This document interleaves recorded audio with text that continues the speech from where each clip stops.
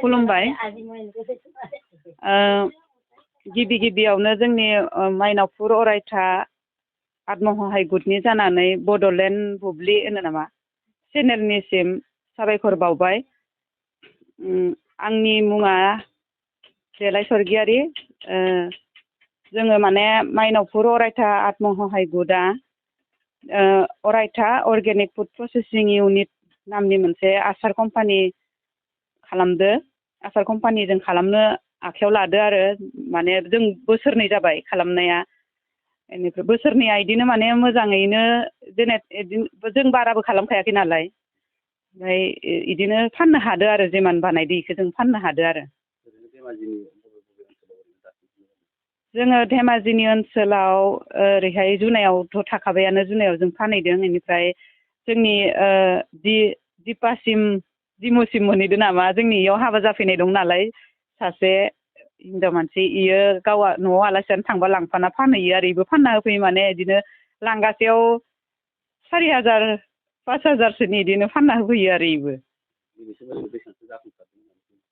दिनैसिम माने जोङो थांनाय बोसोरावबो 1 कुइन्टेल 25 केजि इदि जलफाय बानायदोंमोन। बेनिफ्राय बिलाहि गाजर नारें लगायनानैबो जों इदिनो 1 कुइन्टेलसो बानायदोंमोन। ओमफ्राय हाइजेंबो इदिनो 60 केजिसो बानायदोंमोन आरो। ओमफ्राय इदिनो गेजेर गेजेर सामब्राम गुफुर एसे एला, ओमफ्राय फानलु मोनबाथाय माने सुबिदा मोनबा जों फानलुखौबो इदिनो बारा नङाबाबो 5 केजि 6 केजि इदिसो बानायदो आरो। जों बारा बानायनाय जायाखै। ओमफ्राय इफोरखौ जों फानजोबनो हादो आरो।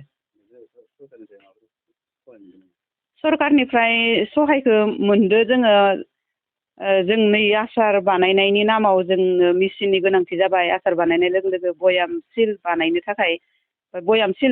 थाखाय जोङो, ओमफ्राय आरो बिदिनो मस्ला फानलु उननो थाखाय जोंनो मेचिननि गोनांथि जाना फैनायलाय जोङो नन फार्मनिफ्राय अभिजित सारआ माबा नालाय, ब्लक कर्डिनेटर सार नालाय, बिनिफ्राय जोङो 50,000 लन मोनदो। बे लनजोंनो जोङो सिल मेचिन, सिल पेपार, बेनिफ्राय मा होनो हालदै सौग्रा मेचिनफोरखौ जों लाजोब्बाय आरो। दिनैनि दिनाव आइजोफोरखौ माबाफोर खावलायनो सानदों नामा जे दिनै नोंथांमोना बिदि जाफुंसार बेबायदिनो खामानि मावनांगौ?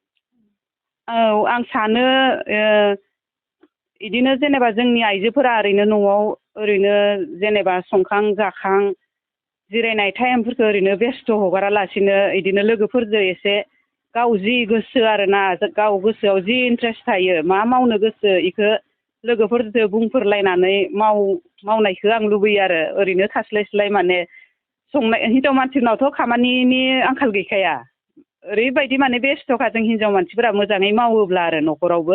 थेवबो माने एसे लोगोफोरजों राजुवा हिसाबैबो माने मावनो सोलोंनांगौ होननानै आं सानो आरो। मानो होनबा न'खराव थाइसे थाइनै गथ' गथायनो खलम गंसेबाबो बायना होनो हागोन नामा सानसे, बिदि होननानै आं सानो। बेनिखायनो माने मावनांगौ आरो बयखौबो मावनाय नुबासो बयबो गोसोआ माने मावनो गोसो जायो। सोरखौबा ओरैनो जिरायना थानाय नुबा ओइ थांखि मोना मालाय मावा आरिया इदि होननानै जोंनाल' खस्थ' मावो इफोरबायदि बुंलायनायाबो जायो जोंनि गेजेरावबो।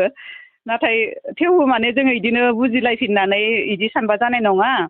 जोङो जि खामानिखौ मावनो लादो मावथारनांगोन। जों मानोबा साक्सेसफुल जायागौ माने जों दा मोजां साक्सेसफुल जाहोनो हागोन ना हाया बेखौ माने मिथिस'वाखै। जोङो दा मावनायगासिनो दं, खरसा खालामगासिनो माने जेसेबांखिनि जों खरसा खालायनो गोसो जादोंमोन इयो माने खरसाया दा एसे दंबावो आरो।